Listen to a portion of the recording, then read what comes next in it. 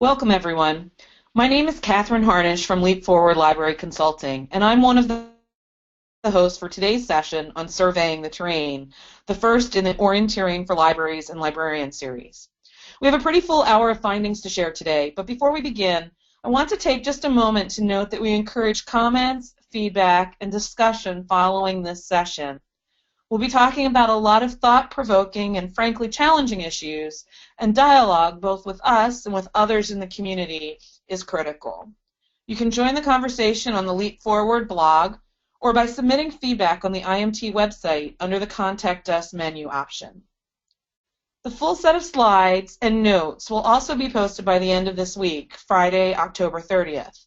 It will contain complete references for all of the resources we cite today, as well as the contact and website information for the presenting team. So let's go ahead and get started with some introductions. I'm joined today by my colleagues from Information Management Team, Nannette Naught, Principal at IMT, and Kathy Sackman, Lead Analyst. Together, we're working on solutions that help libraries to ensure ongoing visibility and viability in a web-based world. Nannette and Kathy bring extensive experience with product and content development, architecture, ontology, and modeling services to the table. Well, I've spent the past 18 years working in various ILL product management positions for ProQuest, OCLC, and Ex Libris. An interesting combination of library and technology leadership, to be sure. The last ALA Midwinter in Chicago was a defining moment for me professionally.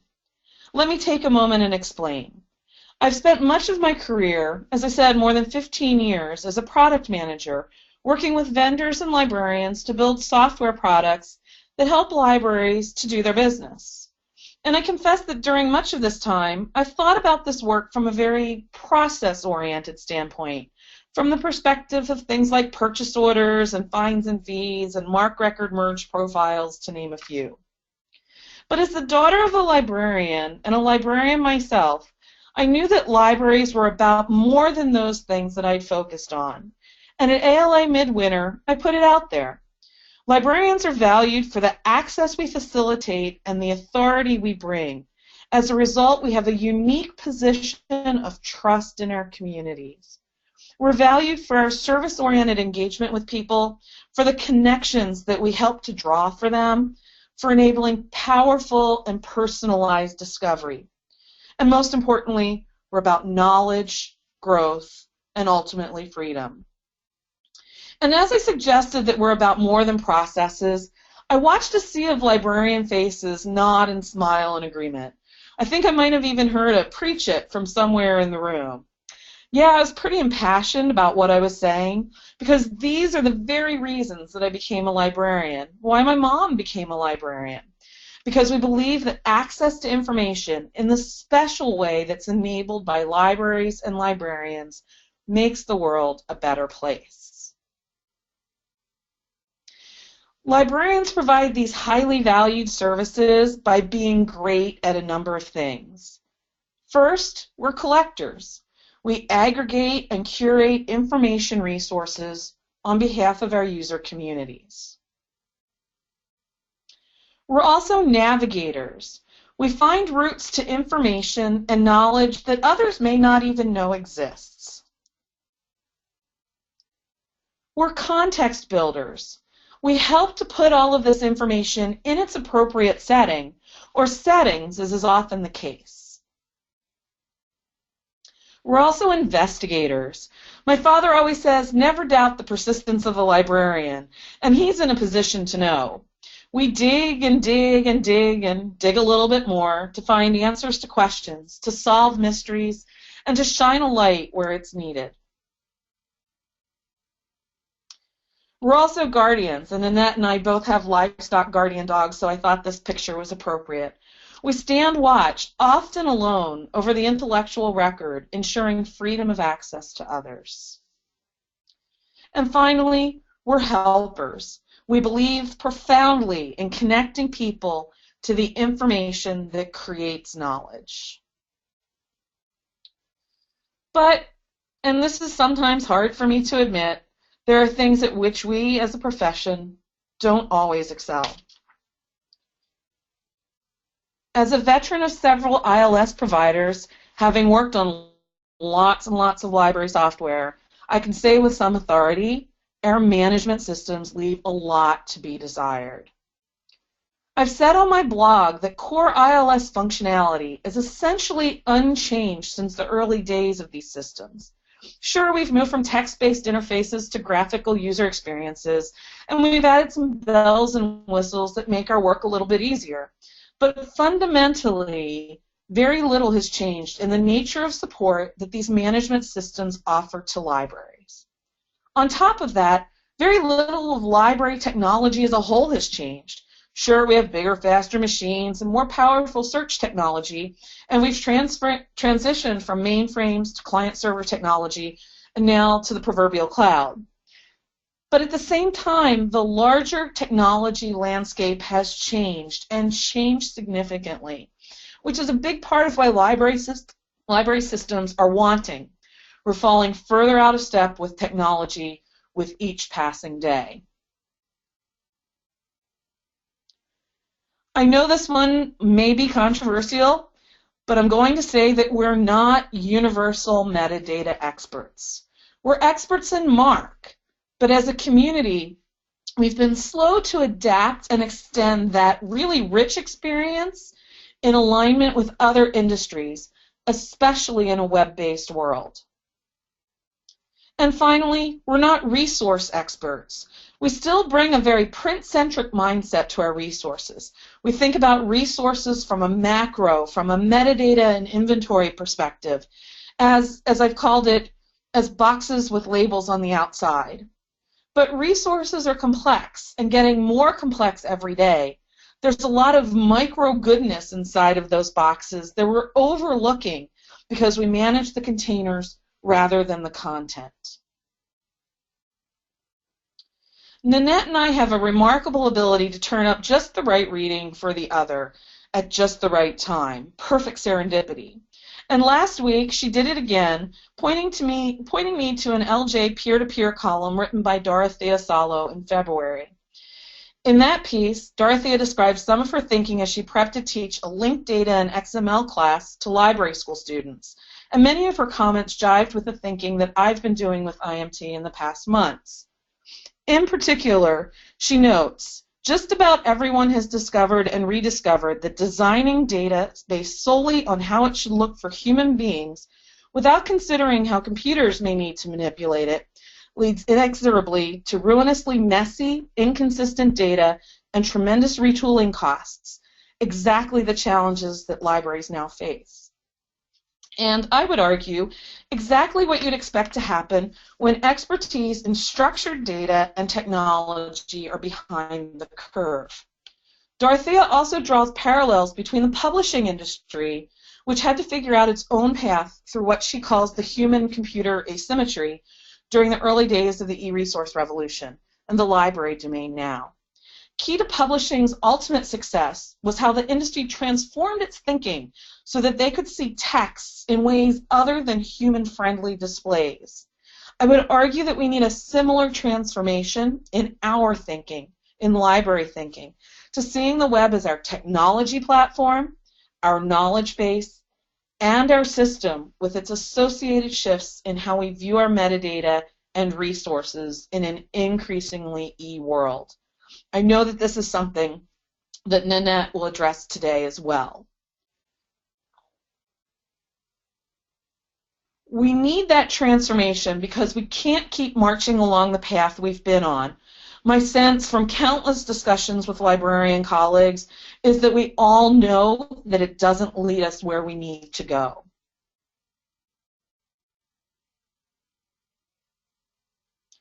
And at the same time, we can't afford to stay hunkered down, waiting for rescue. In the absence of such transformation, we hold ourselves back, constrain our ability to deliver service in a web-based world, and cost ourselves visibility and viability. In short, we'll be snowed in and long forgotten. And similarly, we can't continue hand-wringing and arguing about which path is the right one. It's time to get moving, to make choices, and to start hiking.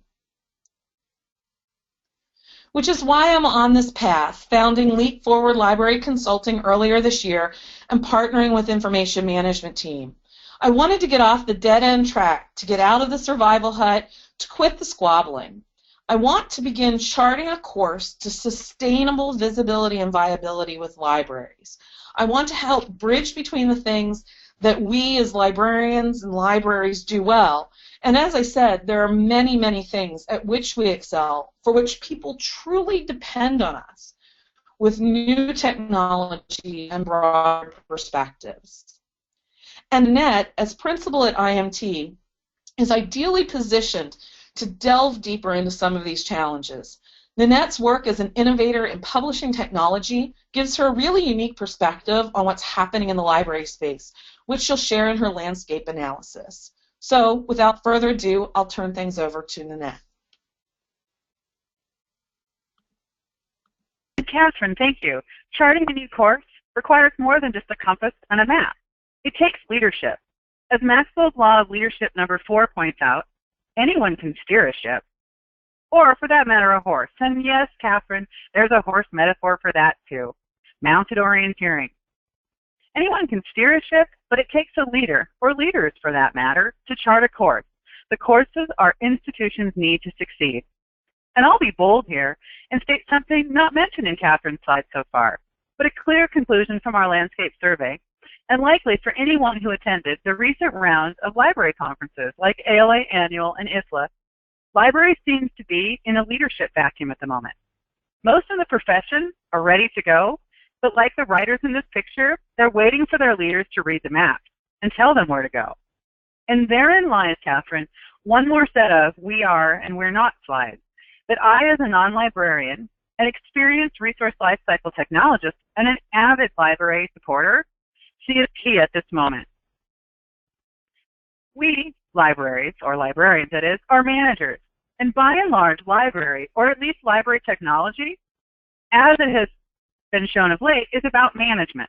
It's focused on maintaining systems and processes, focused on moving books around, e-resource management, print management, repository management, access management, and the list goes on. Joining Kathryn for work on conceptualizing a new next-generation system around this time last year, I was floored by how many things that had the word management associated with them. Most of the functionality was labeled as management of something. And I kept pushing to find out the purpose of this management, the why they were doing it. And often the answers were of the because variety. Because we do, because we always have.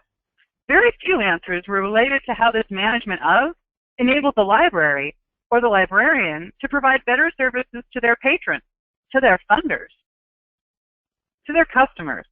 Most were just, because we do it, that's why. And this, as an experienced e-resource developer, seemed odd to me. For I remembered back to working with reference librarians in the early 2000s to create new Boolean search and browse functionality for e-resources.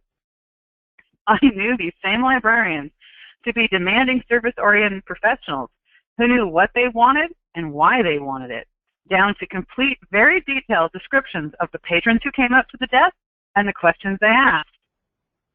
These librarians knew how to relate their needs to their service provision, and even how to extrapolate these needs to what aids and added functionality their patrons of the various audiences and communities they served would need to complete the work on their own without a trip to the reference desk. And this was in 2002, so it seemed odd that in 2014, management of in the ILS wasn't leaps and bounds beyond the e-resources available not long after my sophomore in high school was born. And as a library patron myself, I perceived the library as a knowledge service. Those things Kathryn mentioned earlier, not supply chain and systems management. For I, as the e-resource developer working for publishers, knew those smaller things were the realm of distributors, IT professionals, and the like. And again, I was puzzled. It seemed odd, counterintuitive even. Sure, I get it. Management is needed to enable service provision. But ask yourself, how much of the management libraries and librarians do right now is about enabling and how much of it is just what we do in libraries. So if we are managers, unfortunately, the accompanying we're not yet leaders. Leaders know that management is just a starting point. It's the base to which you add vision and goals and teamwork, strategy and motivation to make it leadership. But the good news is we possess many leadership qualities, which is good, because librarians need to be leaders at this moment of library definition, or more practically, right now, over the next few months, when libraries must get off the path they've been on since 1970, before the lifespan of those systems everyone's actively managing is reached. They must get out of the hunker-down bunkers Kathryn mentioned before their savior arrives, and with his arrival, also steals their funding. They must get off the consensus debate train before everyone else in the resource lifecycle quits listening and just leaves libraries in their dust. But, as I said, the good news is librarians possess leadership qualities. Librarians are collectors, as Kathryn said. Maxwell's irrefutable law of leadership number 21, the law of legacy. A leader's lasting value is measured by succession. Librarians are helpers. Librarians are those service professionals that I, as a developer and patron, perceived you to be. Maxwell's irrefutable law of leadership number 10, the law of connection. Leaders touch a hand before they ask for a heart. Librarians are navigators, just like those target demographic research librarians in the early 2000s I mentioned, who help publishers define in-resource search and browse. Maxwell's irrefutable law of leadership number 5, the law of addition. Leaders add value by serving others. And librarians are guardians, those trusted guardians that folks like the New York Times refer to as guardians of our collections. Maxwell's irrefutable law of leadership number 6, the law of solid ground. Trust is the foundation of leadership. And with these leadership qualities, librarians can become leaders.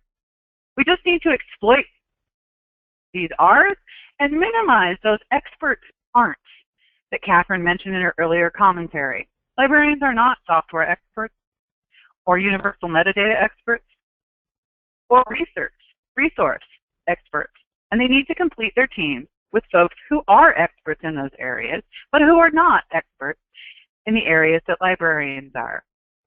And to that team, we need to add a good leadership development tool. And here, as I've already hinted, I'm using Maxwell, 21 laws of irrefutable laws of leadership, a top choice of executives and presidents, with many scenarios and quotes to motivate, not to mention a full set of skills assessment and development tools to help us build on those leadership qualities, and to take that and tackle key trusted service areas in our current landscape.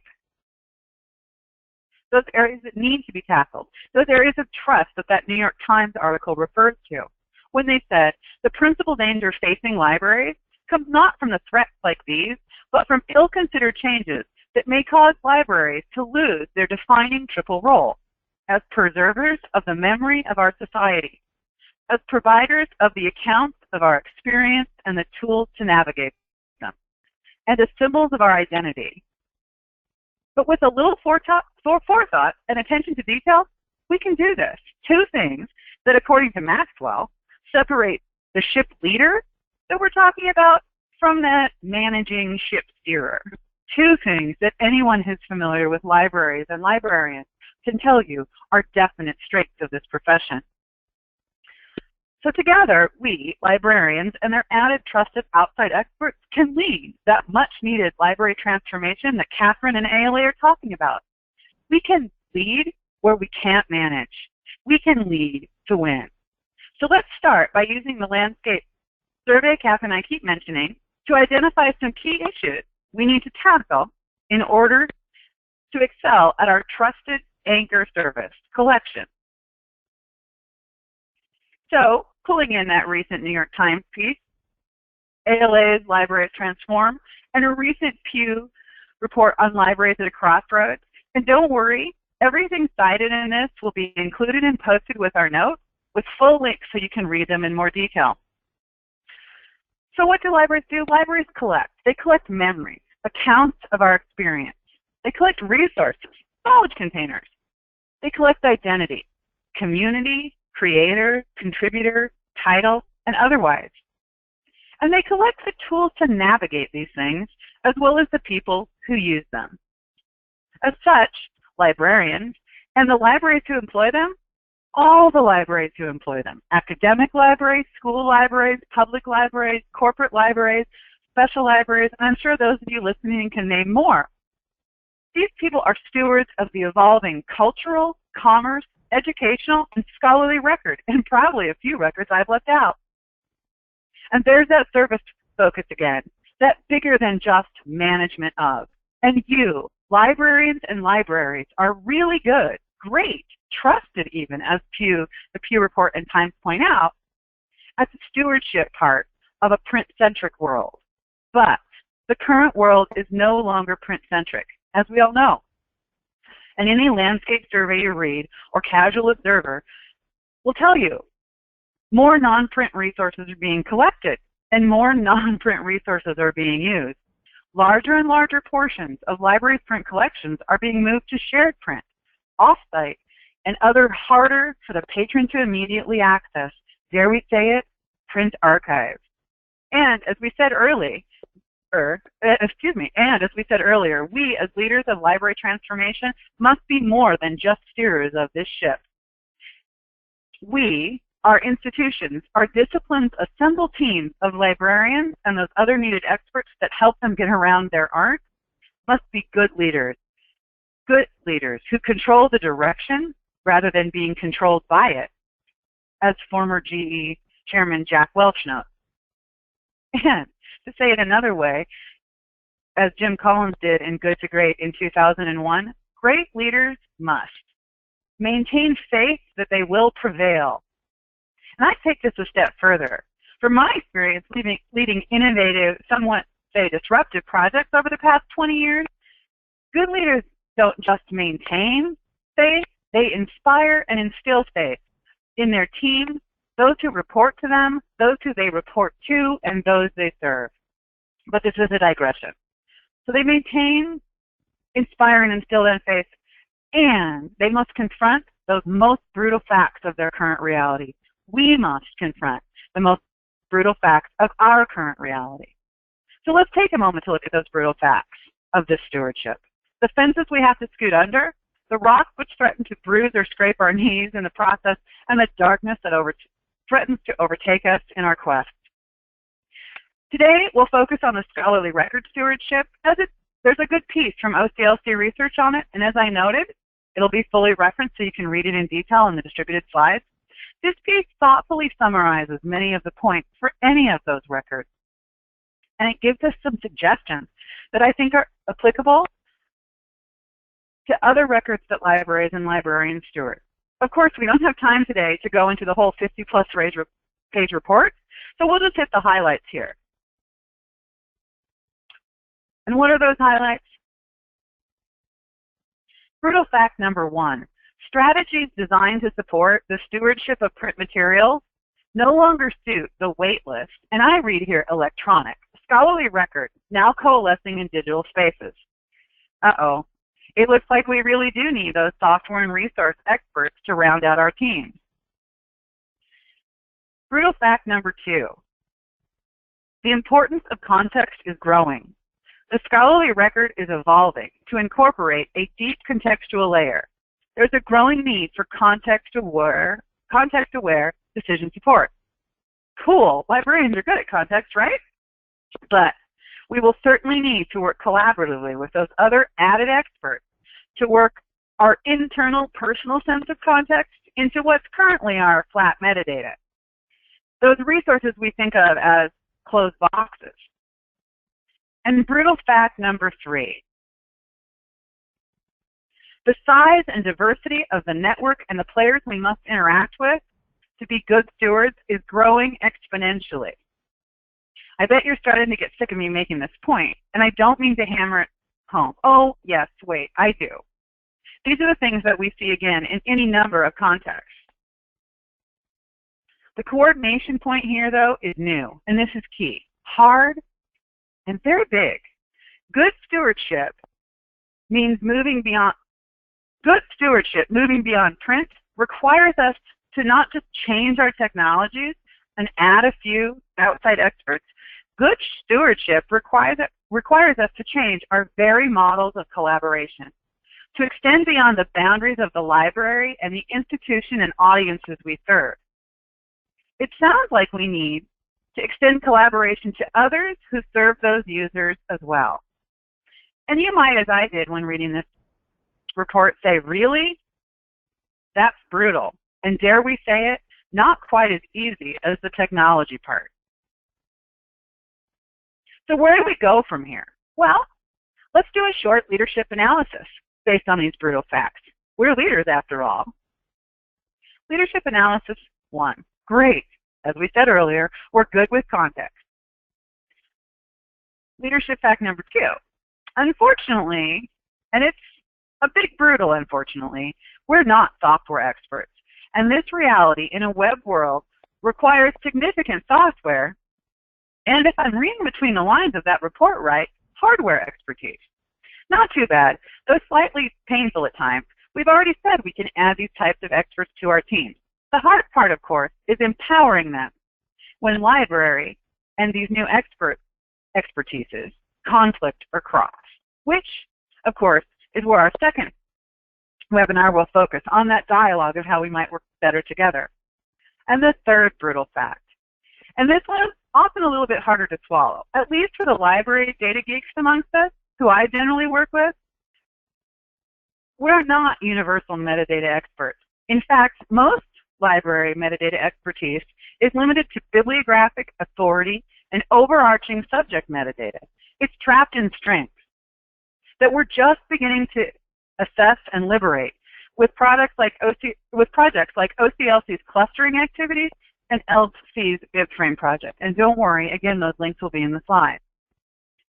So if we're brutally honest about these early projects, as leaders need to be, those efforts appear, at least from the outside, to be bogged down by, at best, indecision, at worst, a dated model of collaboration. There's that idea again, that we need a new collaboration model.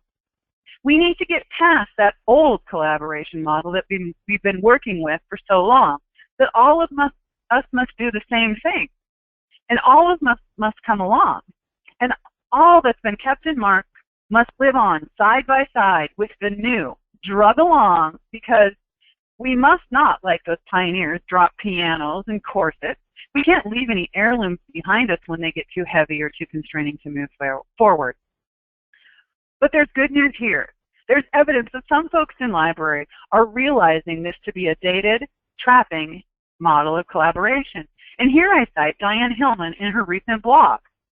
But times have changed, and we don't all need to use the same schema to be interoperable, just like we don't all need to speak English or Esperanto to communicate.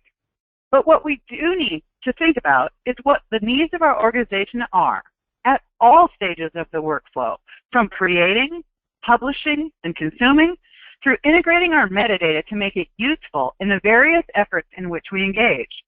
And she goes on to say that as consumers, libraries and other cultural institutions are also better served by these choices. Depending on the services they're trying to support, they can choose what flavor of data best meets their needs, instead of being offered only what the provider assumes they want. So it's not about choosing the right metadata format, it's about a fuller and more expansive notion about sharing data and learning some new skills. So what now, you might ask?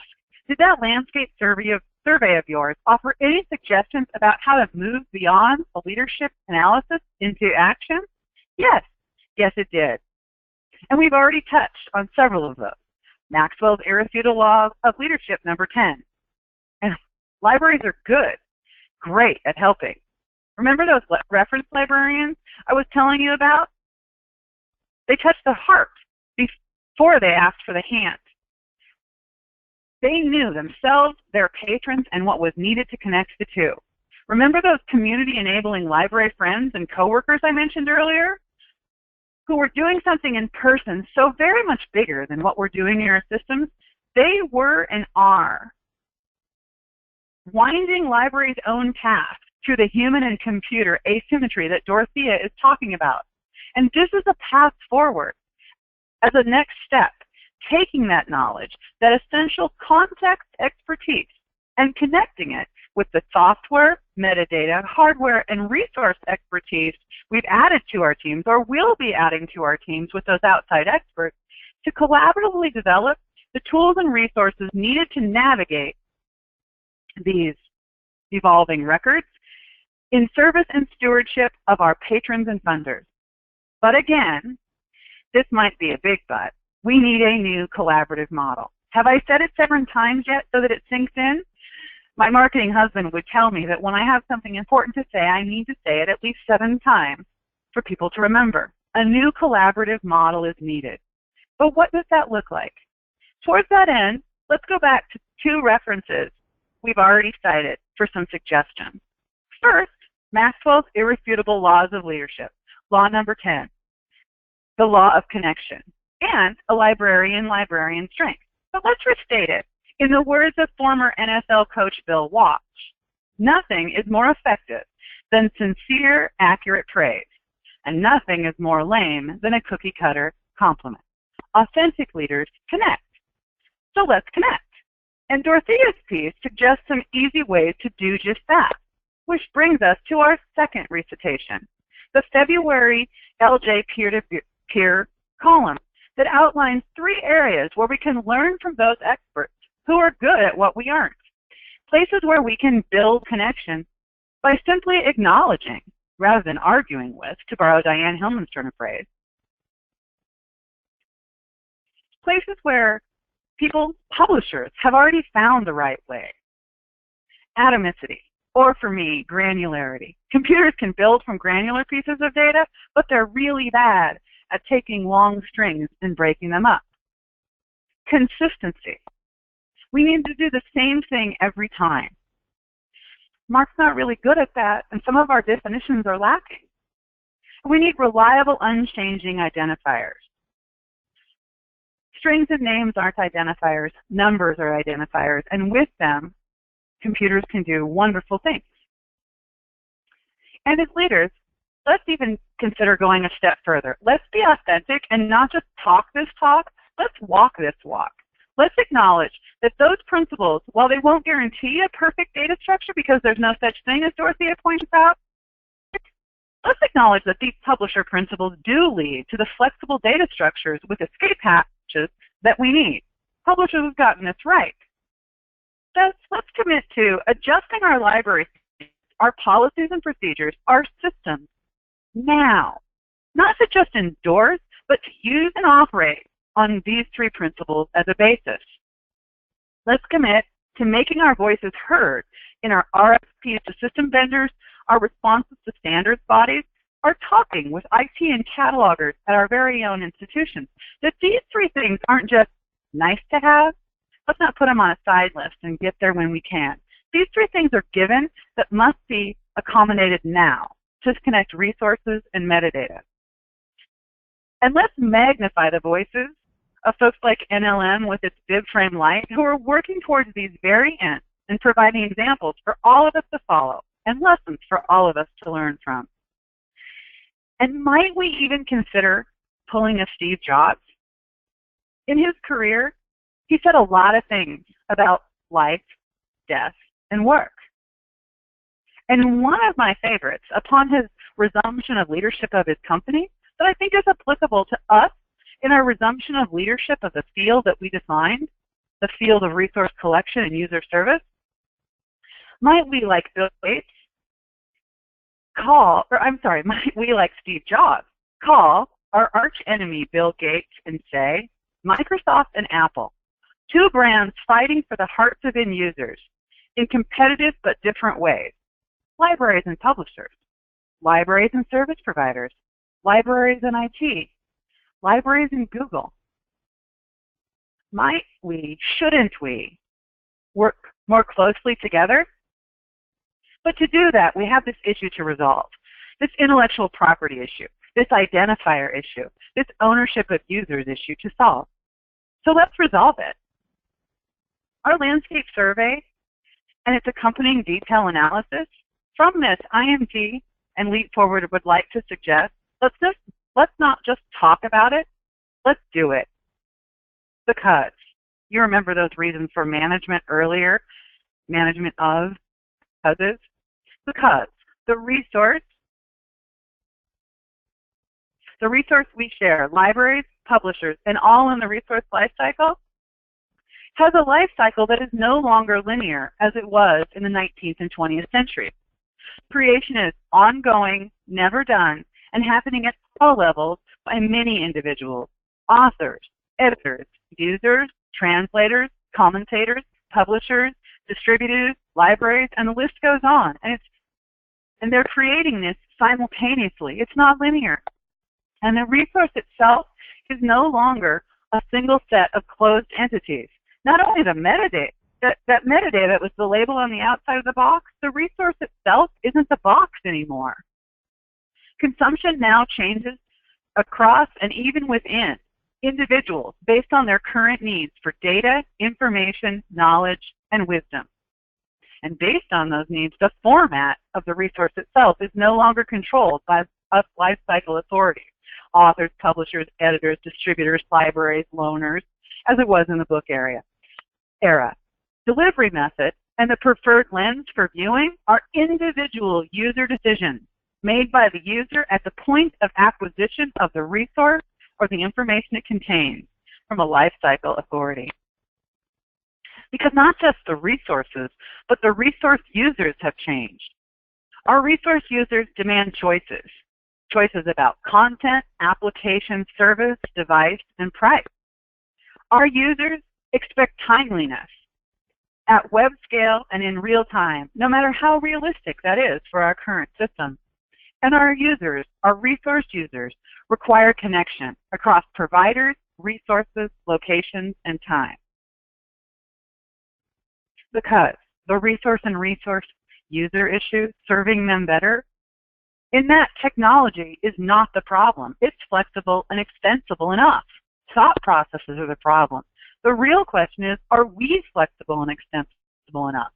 Can we change our thinking enough to realize that our current library databases are simply flat file databases pushed forward into relational database technology that can't completely or easily be made into the objects we need today?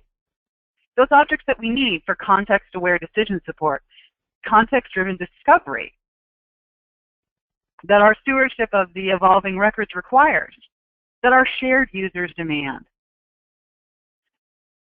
Are we prepared to give up and leave behind, completely change some of our thinking, to allow those added experts to contribute fully as equal partners on our team?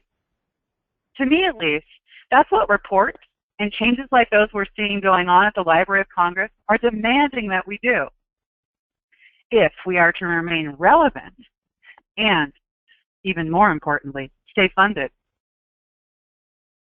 Can we change our thinking enough to actively work with those experts to define, in terms and definitions that technologist, librarian, business person, also known as funder, and patron alike understand? To me, at least, this is how we avoid repeating past mistakes of going alone without the added expertise, and inadvertently dumbing down Dewey into a thesaurus, only in its electronic form, by choosing to implement it in an incorrect technology, SCOT, and thereby making it less in electronic form than it is and has been in print since its inception. And for more on that, see OCLC's recent book, Library Linked Data in the Cloud, section 2.6. That was a very cataloger reference, wasn't it? That link will be included in the slide, so you can look at it in more detail. Can we avoid repeating our past mistakes, closed-mindedly releasing a standard in 2010 that didn't absolutely require those unchanging, also known as persistent, reliable, also known as consistent identifiers for all things and all parts of things? Yeah, when we're brutally honest, we have to admit that library forgot at the late date of 2010 to require the basis currency of the web in all its data. After all, you can't do linked data or an index, a linked list, a browse tree, a search and retrieval system for resources for that matter, in the modern world without them. And on that note, I'll pass it back to Kathryn. Thanks, Nannette. So I'm going to suggest that we pause here as our time together comes to an end and take a breath. Admittedly, we've covered a lot of territory, some of which may have been pretty challenging terrain to cross. As I listened to Nannette speak, it became really clear to me that there are several things that we need to do in response to what's happening in the landscape in our industry where we live and work as librarians. First, we need to take our strengths and the leadership qualities that Nannette emphasized and maximize them by developing them further. We need to focus on what's central to libraries and librarianship. We bring tremendous value to our communities, and it's our special skills, again, collecting, navigating, context building, investigating, protecting, and helping, that will increase our relevance moving forward. At the same time, we need to recognize our weaknesses and leverage outside expertise to fill in the gaps that hold us back, that keep us siloed, that prevent us from reaching our potential. Again, we need partners when it comes to software development and metadata, resource creation and management. If we don't do these things, if we don't forge those partnerships, our relevance is bound to decrease.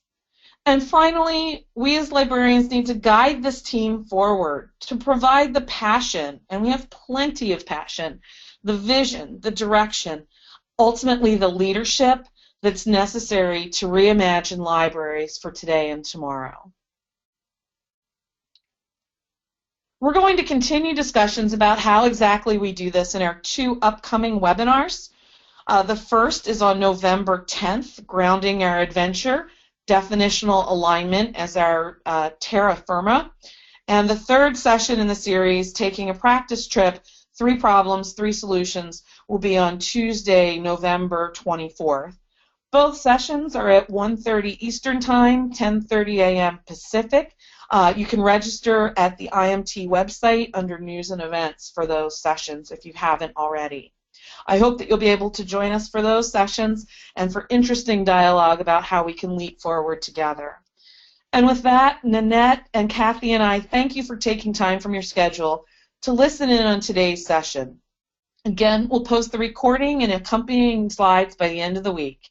And at any time, please feel free to join the conversation on the Leap Forward Library Consulting blog or by submitting your thoughts and ideas on the IMT website contact form. And all of the references and links will be provided with the documentation that accompanies this presentation.